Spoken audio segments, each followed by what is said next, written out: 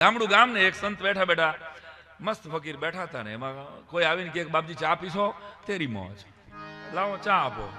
બીજી વાર કોક આવે, બાપજી ચા પીશો, તેરી મોજ, લાવ બીજી વાર ચા પીધી. કોક ઓલી જમવાનું લઈને આવે કે બાપજી જમશો, તેરી મોજ, લાવ જમવાનું.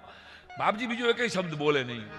એક સંત સાંભળજો, તેરી મોજ. એમાં એક જણો મારી જો રસગુલ્લા ક્યાંકથી લઈ આવ્યો, આપ જો સરસ મજાના રસગુલ્લા, એમ તેરી મોજ એમ કરીને રસગુલ્લું ખાધું બાપજીએ, પણ રસગુલ્લું બહુ બાપજીને ભાવ્યું નહીં. એટલે એને ઉપાડીને રસગુલ્લાનો કર્યો રસ્તા ઉપર ઘા. જેવો રસ્તામાં ઘા કર્યો એ ભેગું કોઈક નવું પરણેલું કપાલ આમ હાલ્યું આવતું હતું ને એમાં એની ઘરવાળીને રસગુલ્લું સીધું નવે નવા ડ્રેસ માથે આવ્યું. આ અને તાજે તાજે લગ્ન થયા હતા. ઓહો, જે હરખ હોય ને એ તો પરણેલા હોય એને જ ખબર હોય, જે પહેલી વાર નીકળ્યા હોય. આહા, સીધું આવ્યો રસગુલ્લું. એટલે કોણે આ રસગુલ્લું ઘા કર્યું? ઓલા માતમાએ જઈને સીધો, ઓલાને કઈ વિવેક જેવું હતું ને, માતમાનો કાટલો પકડીને ફેરવીને એક ફડાકો માતમાને માર્યો. મારી ઘરવાળી ઉપર રસગુલ્લાનો ઘા કરે છે કે ખબર નથી પડતી? તું ગમે એ હોય કે આટલું થયું ને ટોળું ભેગું થઈ ગયું. તો માતમાએ ઝાપટ ખાધા પછી એટલું જ બોલ્યો, તેરી મોજ. રસગુલ્લું લેતી વખતે તેરી મોજ હતું, ઘા કરતી વખતે તેરી મોજ હતું. સાંભળજો,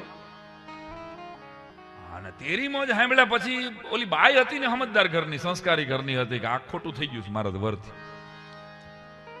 એટલે 5-7 મિનિટમાં બાપજી માફ કરજો, માફ કરો એટલું બોલ્યા ત્યાં તો એના ધણીને પેટમાં દુખાવો ઉપડ્યો. જેવો દુખાવો ઉપડ્યો એટલે ટોળું આખું ભેગું થઈ ગયું. આને શું થઈ ગયું? આખા ગોટો વળી ગયો. ઓલી બાઈ સમજી ગઈ કે આ સંતને દુભાવ્યા ને એટલે જ નક્કી આ ગોટો છેડ્યો છે. પગમાં સાષ્ટાંગ દંડવત કરીને પડે, બાપજી માફ કરજો.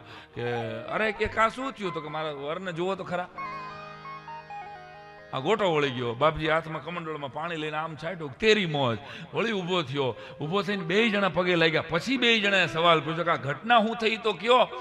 એટલે કે મારો ઘરવાળી માથે તમે રસગુલ્લાનો ઘા કર્યો, હું એનો ધણી છું, એ મારાથી થોડું જોઈ શકાય એટલે મેં તમને મારી લીધું. તો કે બસ એ જ ઘટના છે ભાઈ.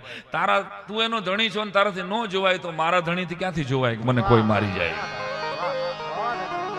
મારો ધણી છે ને, એ થોડો જોઈ શકે એટલે તને ગોટો વાળી દીધો. આ તો બેટા રહી ગયું, અહીંયા હતો હું, નકર સીધો લીલ જ પૈણા. લીલ ન પડવાના, પણ તરત જ અહીંયા પૂરું થઈ જાય. રાશન કાર્ડ તારું આગળ ન વધે.